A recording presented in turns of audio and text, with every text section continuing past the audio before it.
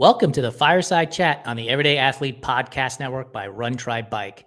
We have Anthony Targan joining us today. Anthony is a marathoner that has qualified for the Boston Marathon in 2013, amongst other years, but 2013 stands out because, as you will recall, that is the year of the Boston Marathon bombing. In 2020, he was diagnosed with bladder cancer. In 2023, he ran a marathon that was 9 minutes faster than his Boston qualifying time and was ready to race the Boston Marathon this year, this month. A month after qualifying, he learned that his cancer had turned into, quote, high grade, end quote, which means potentially fatal. So you can imagine what's going through Tony's mind when he gets this diagnosis. Tony is 63 years old, and he's undergoing monthly cancer treatments while training for Boston, all the while raising money for cancer research. A number of different things we're going to talk to him about today.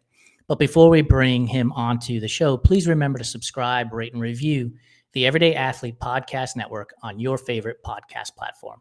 There are 9 shows to choose from with various stories and hosts. I'm sure you'll find one or all of them to your liking. So without any more delay and me yammering on, let's bring Anthony from the back room and talk to him about his latest and upcoming journey through the world of running. Hey, Anthony, how are you today? Jason, great to be here. Thank you. Thank you for joining me. So we have an icebreaker question, Anthony, that we ask every guest that joins us. And having learned that you are a New Yorker now living in Michigan, Detroit, my question for you is going to take on a different meaning because I'm interested in your answer. And our question is, pineapple on pizza, yay or nay? It's not my absolute favorite, but I will definitely eat it if it's here. Very political-like answer there, Tony. For those who know me, the answer is always absolutely not. No matter what you try to serve to me, I will just order a different pie, period, end of story. By the way, so New York style pizza, Detroit style pizza, 2 different styles of pizza. Which do you prefer? Gotta say, I gotta go with Detroit. It's got all of the depth of Chicago, but it's got much more richness of flavor. New York is fine if you want to fold it over and bite it off in one bite, but I really prefer Detroit pizza. You know, I was introduced to Detroit pizza about 7 or 8 years ago and absolutely loved it. It is, to your point, a better Chicago slice. Yeah. You can't fold it like New York, but it's definitely way better. So I'm glad we're on the same page there then. Not that I prefer it, I do like it. I redeemed myself after the pineapple. Exactly. So Anthony, pardon me. I said I wasn't going to call you Tony in the green room in there. I just did. Yeah. I want to go back to 2013 when you first qualified for Boston, is what you sent us in your email. And what was that feeling like? Because you sent me a list of marathons that you had run over the years. And I presume you hadn't qualified for Boston. And then in 2013 is when it happened the first time. Is that correct? Well, actually not. I had qualified the first time when I ran Cleveland in 2006, and I ran the 2017, losing my dates here. I ran the 2007 marathon, was my first Boston. So the 2013 was actually my 5th. Okay. But everyone is very special, as you can imagine. And the fact that I ran in 2007, I had to get back there. That was my motivation. Every marathon I've run since then was just to try to get back to Boston. So when you first started running, was Boston always the goal, or did you start out with, like most people, which is I just want to finish first and then figure it out after? My first marathon was Detroit in 2002, and I had just turned 40, and my best friend from law school said, "We need to do something epic this year. Let's run a marathon." I said, "Great. I'm not a runner." So I went from 0 to finishing a marathon in about 5 months and thought I was done. But then said, if I could just run a half hour faster, I could actually qualify for Boston. Just a half hour faster. Yeah. That was my naivete as a 40-year-old runner who was finding this talent, such as it was for the first time. But yeah, it took me 4 years of trying. And then, as I said, in Cleveland in 2006, I finally qualified for the 2007 Boston. But yeah, my first goal was just to finish. But then once I got a taste of And I have a lot of running friends, and that's all they would ever talk about was the glory of Boston. So it was really a holy grail for me from very, very early on.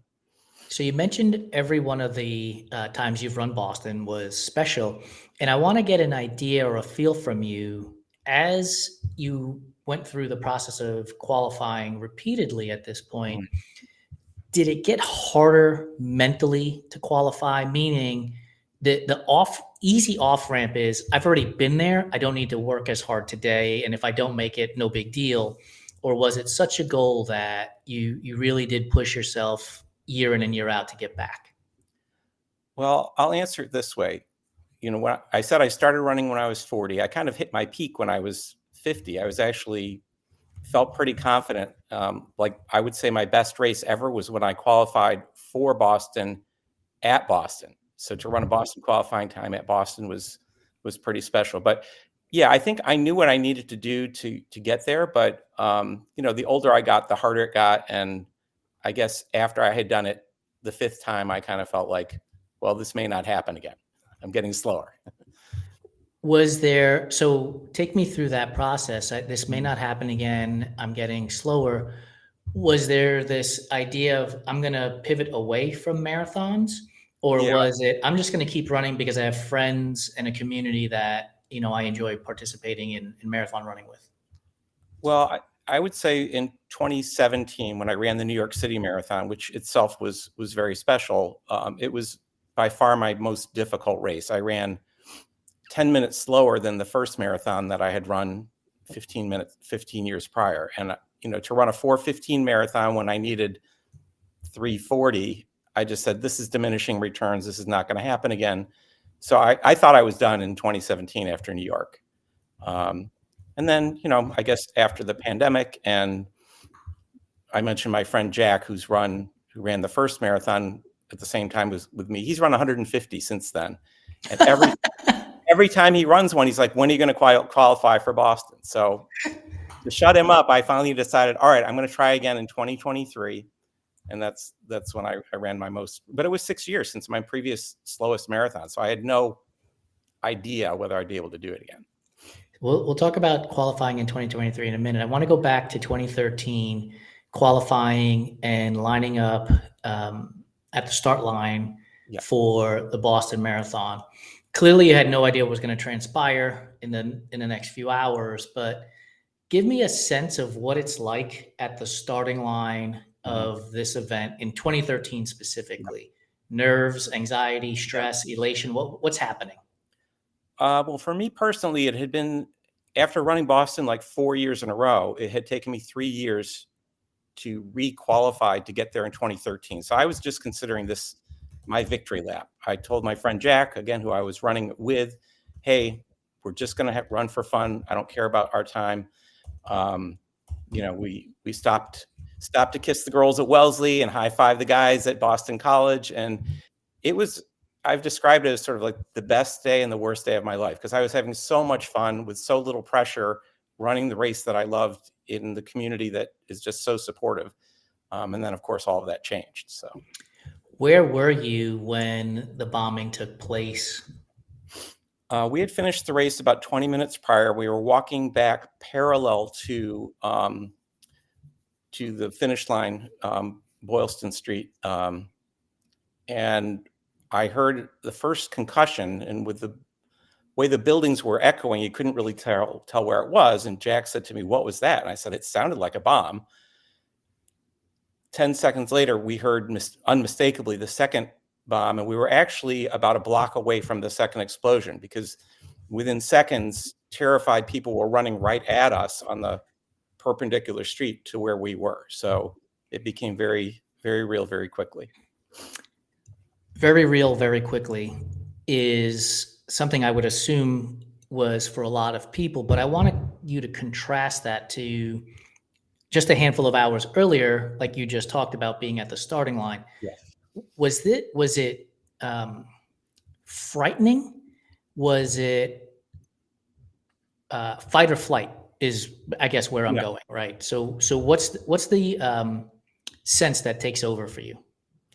Well, I was very concerned. I mean, we were not in the immediate harm's way. But at that point, having heard 2 explosions, you don't know if there are more coming. And my first inclination was to get back to the hotel as quick as we could. But I was very concerned because I had a number of friends that were that I knew were waiting at the finish line for some other runners to come in, and they were really in ground zero. So concerned for my friends. I will say that, I was kind of limping along after having run the race. And then when that adrenaline kicked in, we weren't running, but we were moving very quickly to get away from the explosions back to the hotel. Obviously, it's mayhem. People are coming, going in all different directions. Could you, the way they talk about athletes in a fast-paced game is that it slows down for them and they're able to make a play. Did everything stay fast-paced for you, or did the world sort of slow down and you were able to figure out, I've got to head in this direction to get to my hotel? Yeah, I think, seeing the terror on the people coming towards us, I knew something terrible had happened, but we still really didn't have any clear picture of the extent of the damage or the carnage. And it was just, I guess, in my mind, it was just, all right, where do we need to go to be safe? And I thought, let's go back to the hotel. I was surprised that once we got there, nobody knew anything had happened. So we actually went up to our rooms and started watching on TV for the very early coverage of what was happening. But it was just sort of instant kicks in, and I guess the world did slow down a little bit. In the green room, you mentioned to me that you became an on-the-scene correspondent. How did that transpire? What happened that you were all of a sudden, giving news reports? Yeah. Well, my background, having been a writer for Michigan Runner magazine, I was actually sort of there on assignment to cover the race. And doing a lot of local theater in Michigan, I had a couple of friends in the news media who happened to know that I was in Boston. The strange thing that happened was, because of the bombing, everybody was trying to use their cell phones at once, and the entire mobile network went down. But because I was in a hotel room with a landline, my media friends were able to contact me directly, and they said, "Hey, you're our man on the street." I'm like, "Hey, I don't really know anything more than what I'm seeing." But they said, "You're there. Tell us what you saw, what you heard, what you know." And I just started doing interviews for TV and radio that they ended up using as voiceovers to their footage. So did you go back out on the street to interview runners, or did you stay in the hotel and as other runners were coming in, you would talk to them?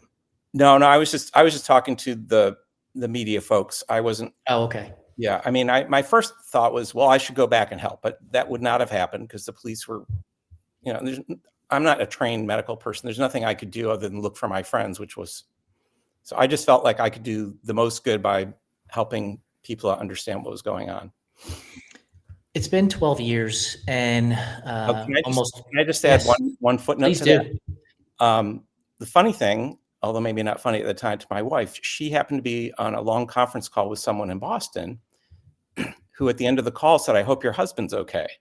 And she said, "Why wouldn't he be okay?" She had no idea that there had been a bombing, and I couldn't get through to her on the cell phone, but she knew I was okay when she actually heard me on the radio on the way home from work. So that is amazing. And thankfully you had media contacts that you could get on the radio, because otherwise it would have been very difficult for her to get in touch with you. Yeah. 12 years later, when you think about the times that you were there beforehand, start the race, finish the race, medals, jackets, just enjoyment, how does 2013, compare? And I think that's a terrible word to use. I just can't think of another word. Like, how does it fit into Anthony's story about running the Boston Marathon? Yeah. I mean, in some ways, I'm proud that I was a part of that history, even though it was a terrible day. But in other ways, it's kind of, I wouldn't say it ruins it, but I don't want that to be my last memory of Boston. And whenever people know that you ran Boston, that's all they ask about or think about. Even for a couple of years afterwards, I would get calls from the media because they knew I had been there. And I'm like, Boston is about the Boston Marathon, and Patriots Day is about so much more than that. It's about, well, my shirt says Boston Strong. It's about the community coming together and rallying and coming back the next year and not being afraid. And I had so many friends that went to run the race just because they didn't get to finish the previous time. So to me, it's sort of bittersweet. I love the memory of Boston, but I don't want it to be just about the bombing. Was the idea to then qualify for this event over basically coming up on 10 years from the bombing? Was that the impetus for wanting to qualify, was to create a new last memory for Boston? Absolutely, yes. Yeah. Plus to shut my friend up because he kept bugging me. You're going to qualify. I said, all right, I'll try one more time. So take me through that process of, 10 years later, basically the first time you qualified was 2006, 2007. So you're looking at 16, 17 years. There's a lot of time in there, right? You've learned a lot about yourself. You've learned, nutrition, hydration strategies, like everything has changed. What was your approach to qualifying for Boston this time around in compared to the 5 previous times? Yeah. Well, for one thing, during the pandemic, I gained and then lost a lot of weight. But I really felt like if I was going to make it a good faith effort to try to get there, that I really needed to train. Because in the past, when I was sort of always in marathon shape, it was just, I'll just throw a few 20 milers in and I'll be ready. But this time was different. It's like, okay, I really need to build up. I started doing more. I bought a Peloton during the pandemic, but I really think the cross training helped me a lot. And I've got such a strong core running group here, people that I've known for 20 years that, if you need somebody to run with you, there's always somebody doing the miles that you need to do. So I got reconnected to my group and started doing, building up and training as if it was more like my first race than just another marathon. Was there a moment during the training when you thought to yourself, I got this? Not that it's going to be easy, not that I'm absolutely going to qualify, but I've got a chance. Yes, there's a race in this was actually in August, but a race called the Crim up in Flint, Michigan, 10-mile race, and people come from all over the world to run it because there's prize money. And I have run it maybe 10 times, and when I was really in shape, I even ran a sub 7-minute 10 miler up there. But when I ran the Crim in 2023, it wasn't my fastest one, but I felt like there's a lot of hills in this race, and this is going to be what I need to get ready for Boston. So that gave me confidence. What race did you run that you qualified for Boston, and by 9 minutes? So you didn't just get in. You really crushed that event. What event was it? That was the Stony Creek Marathon. But let me back up to the Toledo Marathon, which was earlier, actually April of 2023, because that was the first marathon I had run in 6 years. And I ran that one in 3:46, which was 4 minutes faster than my qualifying time. And I thought, I'm in, no problem. I can take the summer off. And I found out in the middle of September that there was a record number of applicants. So only 2/3 of the people that qualified actually got in. So I went from thinking I was in to knowing I was out, and then having to make a quick decision. Can I find a marathon between now, can I run another qualifying time? So I had to regroup and found this local race, a half mile from my house in a metro park, but it was a certified course. And I remember feeling like I was on pace, but knowing that I had gotten burned the last time, I'm like, I'm just going to give it everything I have, even though I'm hurting the last 3 miles. So I killed it. I qualified by 9 minutes, and it's a good thing I did, because the cutoff this time was 7 minutes. So I was thrilled to be able to get in finally under the wire. So you get the email. Congratulations, you're going to Boston. In the moment, because we have another part of this story that we need to add, but in the moment when you get that email, does 2013 start to take its step backwards in your memory banks? Yeah, I think so. I mean, it was 10 years prior, and yeah, I mean, again, it wasn't just to erase that, but it was the validation that I could still do this, and for being in my 60s and be able to run, most of my marathon times have been in the 3:40s, even when I was in my 40s, and just to be able to do that one more time was very gratifying.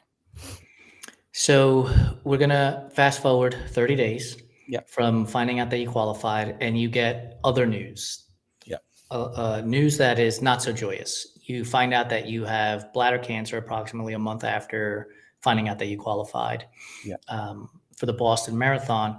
Walk me through the emotions that go from the high of that email from BAA to a conversation with your doctor and giving you the diagnosis that you had bladder cancer.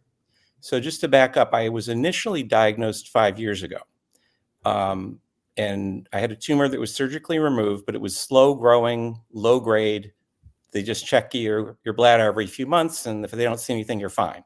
So I got, I guess, lulled into a false sense of security that, hey, this is behind me. I don't even have to think about this again. But then when I got the news that, no, this is different. You need to treat this aggressively. And I said, what if I don't? They said, it could kill you. It could spread. So yeah, that was a real gut punch. And when they started talking about treatment options and what if the treatment doesn't work? Well, then they talk about maybe they take your bladder out. And yeah, so it was very depressing at first, but I'm very good at sort of saying, okay, now that I've gotten the wind knocked out of me, where do we move forward? So in talking with my doctors, I decided to enroll in a clinical trial which combined two immunotherapy drugs, one administered intravenously and one directly into my bladder. And I've been doing that for the past year. And there were definitely ups and downs with the treatment, but for the most part, I tolerated it very well, other than some fatigue after the infusions. And then I was very blessed and thankful to report that when I had my first biopsy 6 months ago, I was cancer-free once again. But I continued with the treatment because it's part of the study and it has a preventative effect if they want you to continue to get the monthly treatments. And I tolerated those well until January, when all of a sudden my body decided that rather than fight the cancer, I had an autoimmune response to where the medicine started attacking my own joints and muscles. So again, a lot of highs and lows in this roller coaster. Yeah, and pardon me, as anybody who has had a family member or a close relative or friend go through cancer treatments, it's not easy on the body. It's not easy on the mind. Like I'd mentioned to you in the green room, my dad passed away from cancer when I was 23 years old, and as I got close, and he passed away about a week before his 50th birthday. And so as I got close to my 50th birthday 2 years ago almost, I was concerned. I was like, am I going to make it past the day that my father didn't make it past? And I didn't have cancer diagnosis. And so from a physical standpoint, a person who is running marathons, qualifying for Boston, and the highs of those things, and does the idea of like a bad run all of a sudden mean absolutely nothing to you because there's a bigger picture out here with getting this diagnosis and going through the treatments that you're going through? Yeah, I mean, it definitely puts things in perspective. I mean, one thing I will say, and this goes back to sort of after I had qualified, I wanted this marathon to be different. I wanted it to be not just about me and my time and the number of marathons. So even though I had my own qualification, my own bib, I wanted to find a charity that would give meaning to me, and being part of something that's bigger than myself. So I signed up with the Dana Farber Marathon Challenge. They're a huge Boston-based hospital that does a lot for cancer charity, and started fundraising, raised like $5,000 in my first month, and then they've been very supportive of not only my fundraising, but I've kept them very closely involved in what's going on with me personally. So just to make a long story short, again, the highs and lows, it's been great to qualify again to know that I could do this. But a few weeks ago, in meeting with my doctors, they said, the inflammation that you're having from the treatments or your body's response to the treatments, it's not going to be realistic for you to run the marathon in April. So I'm okay with that. I've accepted that. Another part of that, that makes me feel like this is all, that it's going to give me more motivation to get back someday. But for right now, I'm just focused on continuing to raise money. If I can plug the Dana Farber Marathon Challenge. And, it shows me that it's even more important, to raise that money, even if I can't be there to run the race myself. I am going to go to Boston to cheer my friend Jack on. We were going to run the race together, but so my marathon journey will have to be postponed once again. I want to talk about raising money for the Dana Farber Cancer Research Foundation, and the mindset that you as a marathoner who has overcome highs and lows takes to this new finish line, which is raising as much money as possible. How do they work together? How does the marathon mindset and the fundraising work together? Because a lot of people oftentimes will raise funds without a true connection to the charity because they want to get a bib to some event, or they're required to do it for some reason. How does it work for you? Well, I've never been good about, asking people for money.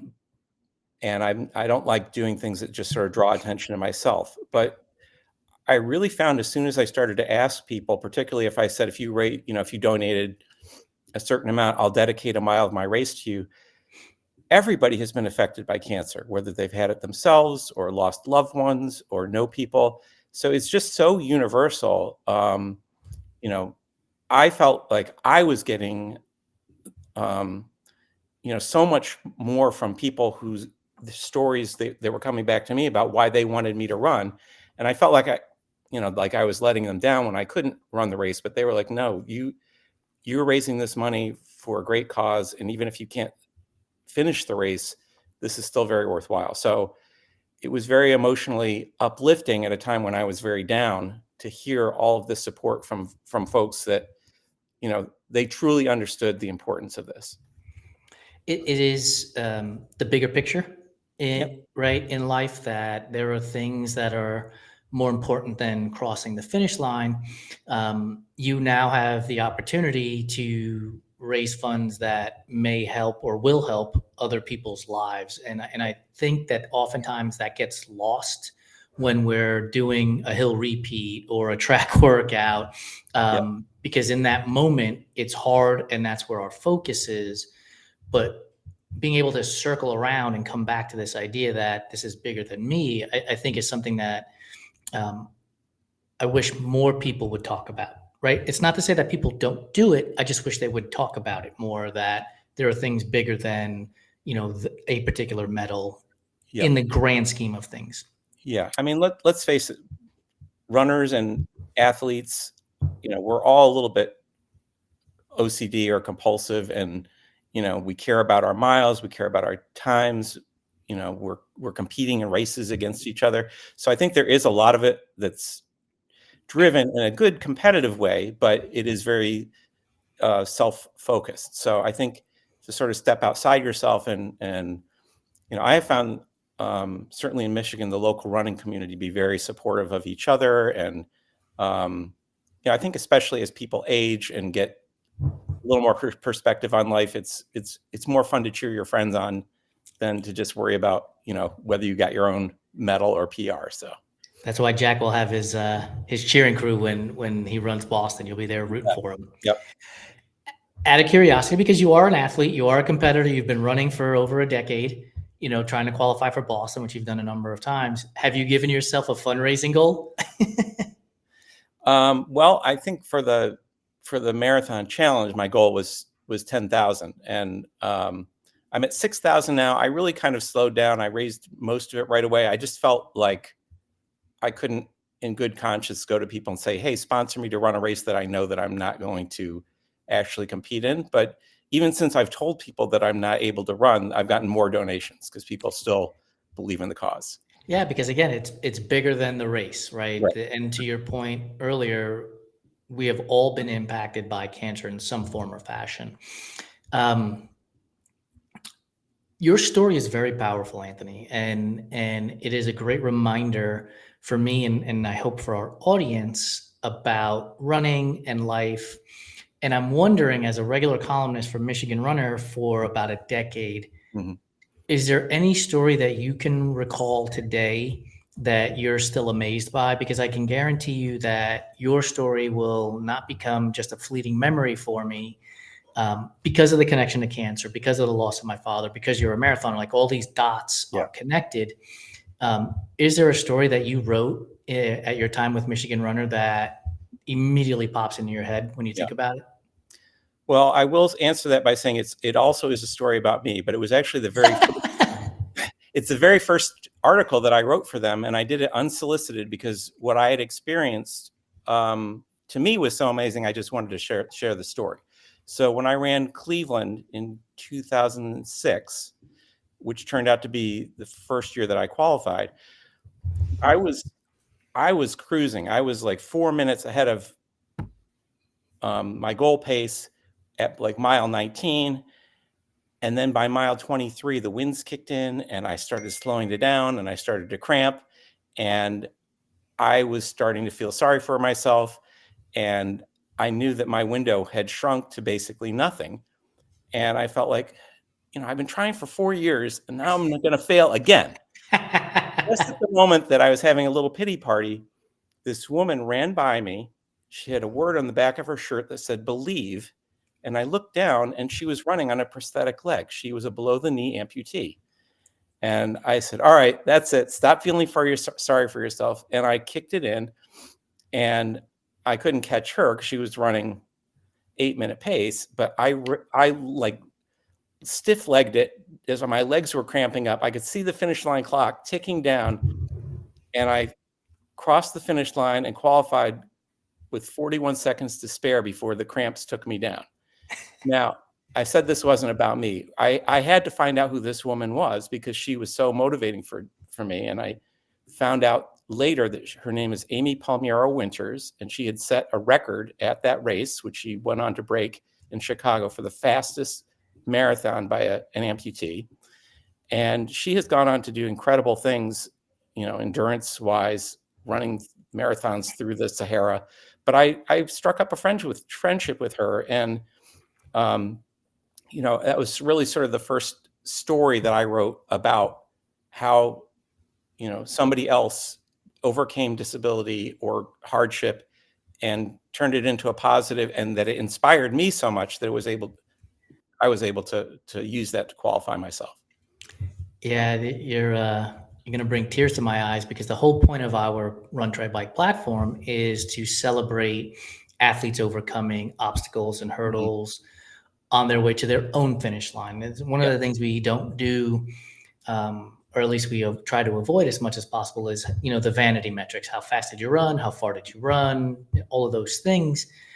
Because while they're an important part of the story, it's the obstacle that you had to overcome to get there. And so your story about qualifying for Boston in that time, in the first article you wrote for Michigan Runner, is about overcoming an obstacle. You were in the midst of shutting down. Yeah. And opportunistically enough for you, somebody came across your path, and it was one word, believe, that reframed your mindset. Yeah. I want to know how often, and you don't have to give me a specific number, but how often during training between then and now has that thought, that story, that idea of believe popped into your head? Is that a driving force for you when you're out there training and racing? Maybe not that single moment, but I think to me it's sort of emblematic of, it is so much mind over matter. Particularly the longer the race is, the more it's about mental focus. And I'm not a great athlete. I am not a super fast runner, but I am very good at staying focused in the present moment. To me, running is a form of meditation or therapy. People talk about a runner's high. To me, it's more of an elevated sense of well-being when everything is just in rhythm. So to me, believe means sort of believe in yourself, believe in being in that moment. Don't worry about what's happened or what's going to happen, but just run the mile you're in. I'm going to ask you an off-the-wall question based on being a runner who's qualified for Boston and done hard things. What's harder, writing a column, acting, or running a marathon? Oh, marathon, no question. The other stuff is just fun. Don't get me wrong. If you want to do anything well, you need to work hard to do it well. But running is always hard work, whereas the other stuff comes more easily. What gave you more joy, the clapping at the end of a scene while you were on stage, or getting the email that you qualified for Boston any one of the number of times that you qualified?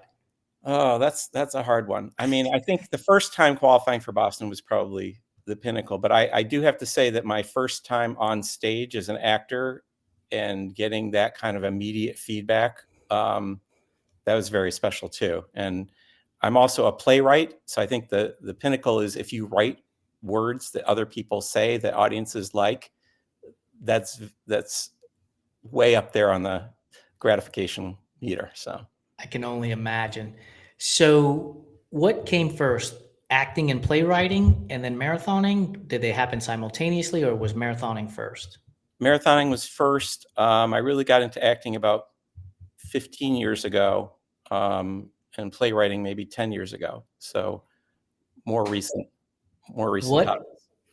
What marathon training and racing lessons carried over to being on stage and screenwriting? Well, it's a little different focus. I mean, I think that if you're a good writer and a good actor, well, I guess the thing that you can draw on it is sort of just being in the moment and being true and being realistic, not trying to act, but just trying to embody the character or bring yourself to a character.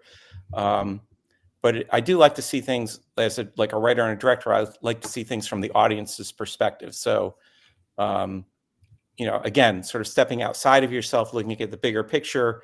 What is this going to mean or look like to a broader group of people? So I guess in that sense, there is a parallel. It's not just about you. It's like sort of where does this fit in the bigger picture? Yeah, one of the things that I really enjoy doing is visualizing a race, visualizing my gear, being at the start line and going through that process of getting through, for me, 100-mile race to that finish line. And I have to imagine that there's some component of that when you're getting ready to get on stage, that you have to visualize what that scene is going to unfold as. Yeah. I mean, there's nothing like opening night to bring out the nerves, but I think similar to racing, you need to trust your training. You need to know that you have said these lines hundreds of times. You're going to remember them. And you should really just sort of focus on being in the moment and having fun with it. Because if it's not fun, what's the point? So let's play a little game. We have all the money in the world. Mm-hmm. You are absolutely up for whatever lead role you want to have. What's the movie we're putting Anthony into? A movie. Okay. Well, I was thinking stage play, but let's go stage play first then, if you've got an answer for that. I'll say stage play that was based on a movie. My favorite movie is Monty Python and the Holy Grail. And I had the pleasure of directing Spam-A-Lot in my local community theater. And if I could play one of the knights in Spam-A-Lot, that would be my dream role. I can see you in one of those roles, Anthony. It was definitely, if we had a magic wand, we would wave it. Mm-hmm. We asked this question on What's in Your Earbuds, which is another show that we have on the Everyday Athlete Podcast Network. And I'm going to flip it to you. Who's playing Anthony as the lead role of a movie about you? Oh gosh, that's a tough one. Because whatever I say is going to sound very, very vain. No, let it rip. Yeah. How about Brad Pitt? There you go. I like it. Absolutely. He's got the chops to play Anthony. I like it. Do you have since you mentioned Brad Pitt, do you have a favorite Brad Pitt movie? Um, let's see. I'm trying to think no, I was thinking of Robert Redford. Yeah, I guess there was one, what was his first one with a river runs through it or something? Yep. Okay, I would say that's Yeah. my favorite then. Yeah. Yeah. I don't know if you're a baseball fan, but I can Oh, watch Moneyball every time it's on. I can watch Moneyball, and it just so happens that Billy Bean, the character that he plays, was a Mets phenom, and I'm a Mets fan from through and through from growing up in New York. So there's a So lot of connection. a quick footnote there, because I also loved Moneyball, and had I thought of that first, I probably would have said that one. But I got to hear Billy Bean speak at a conference in Detroit, and got to answer a question. I said, I know the movie's sort of based loosely in reality. I said, but tell me the truth. When the Boston Red Sox made you that offer, that was, I don't know how much it was, but A lot. yeah, I'm like, in the movie you felt fine turning it down because you got to be near your family. I said, is that for real? He said, absolutely. Would make the same decision today. Never look back. So he's somebody who put family and personal goals.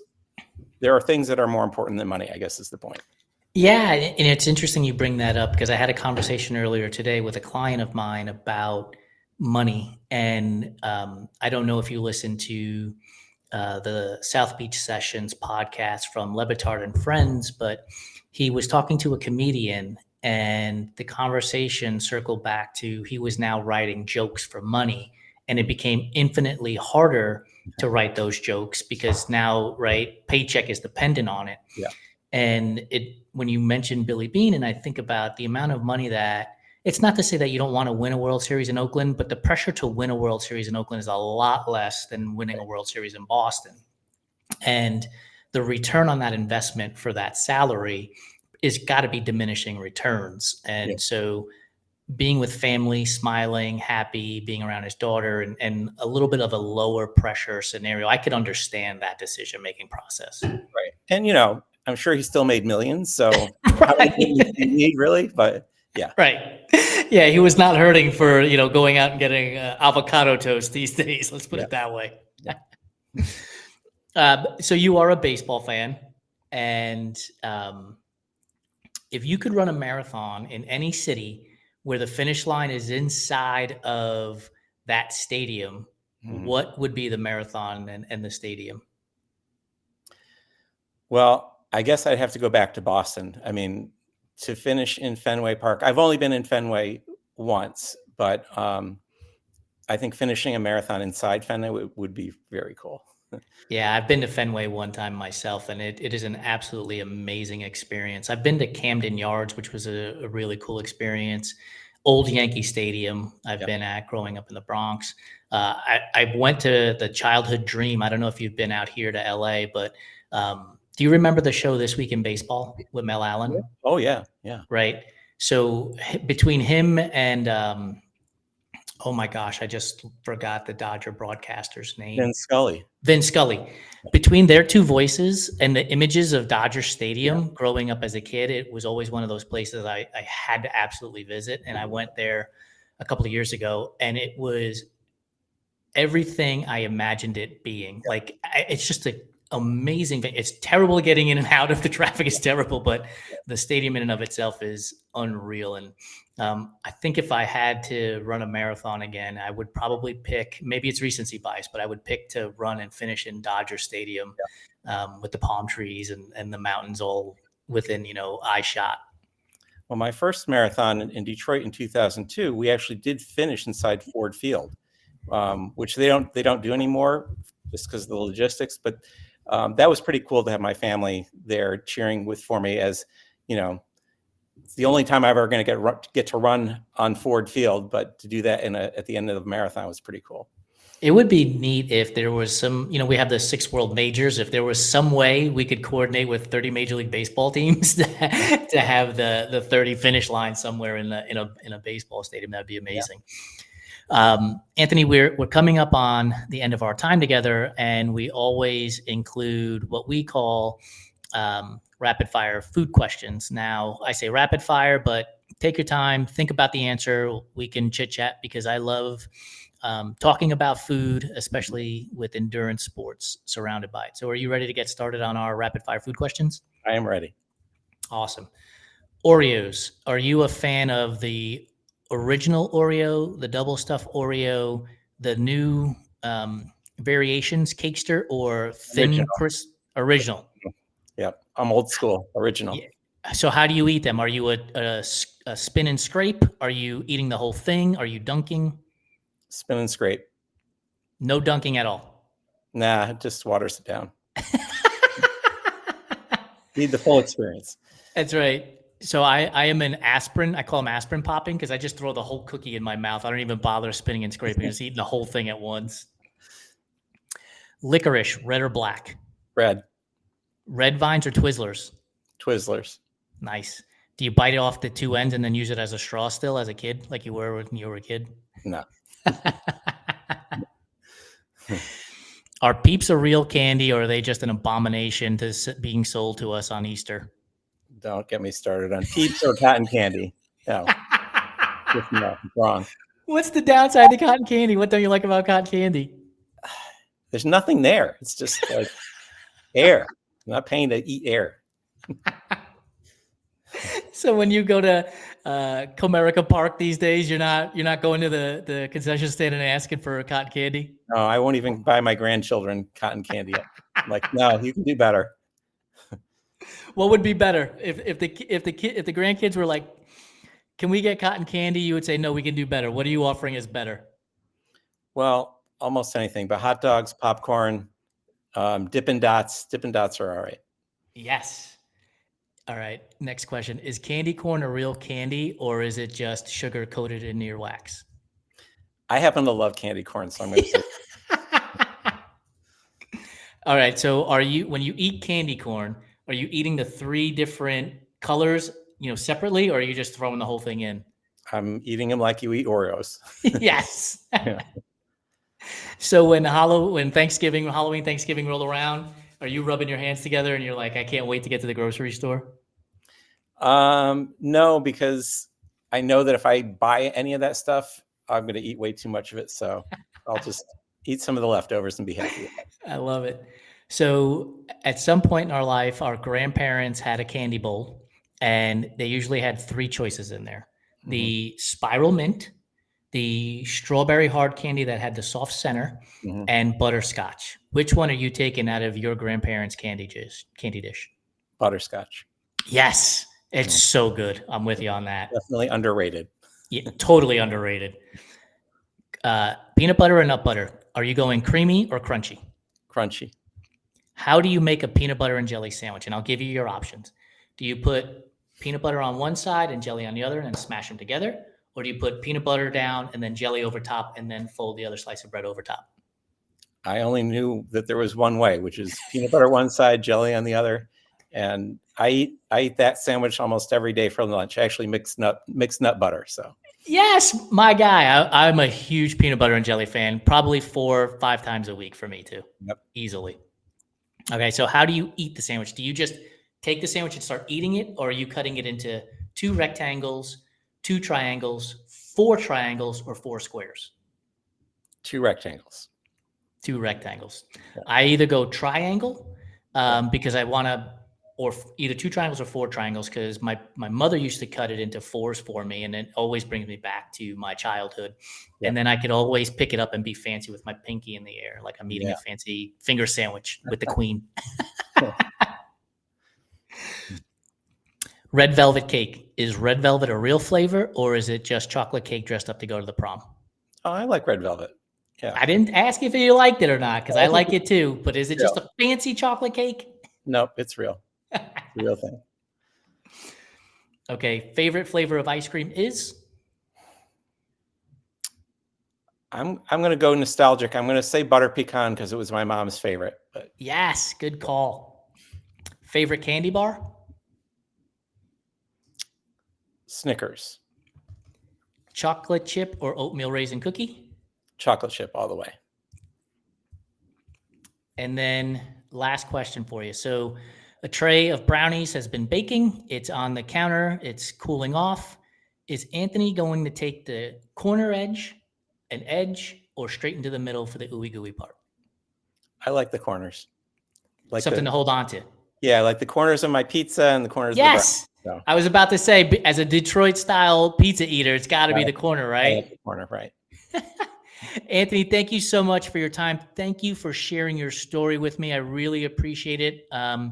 There's a lot for us to learn. And where can people go if they want to donate money to your fundraising with the Dana Farber Cancer Research Foundation? Well, it's the Dana Farber Marathon Challenge. Let me see if I can actually find a URL. And we'll be sure to drop this into the show notes when we post it. Yeah, I think if you go to danafarber.jimmyfund.org, you might be able to get there, but I might be able to send you a more specific link. Yeah, and we'll make sure we put that into the notes. Anthony, thank you for joining us. Really appreciate your time. Jason, it's been wonderful. Thank you so much. To those of you in the audience who have watched us live, thank you for joining us. The greatest gift that you can give to anybody is your time, and you have given of your time to me and to Anthony on this Fireside Chat, and I cannot thank you enough. Be sure to check out our other shows on the Everyday Athlete Podcast Network on your favorite podcast platforms. And while you are there, please be sure to subscribe, rate, review, and if you're on Spotify, comment, as that will help us get these stories out to the public in greater force, because these are stories that need to be heard. Have a great night.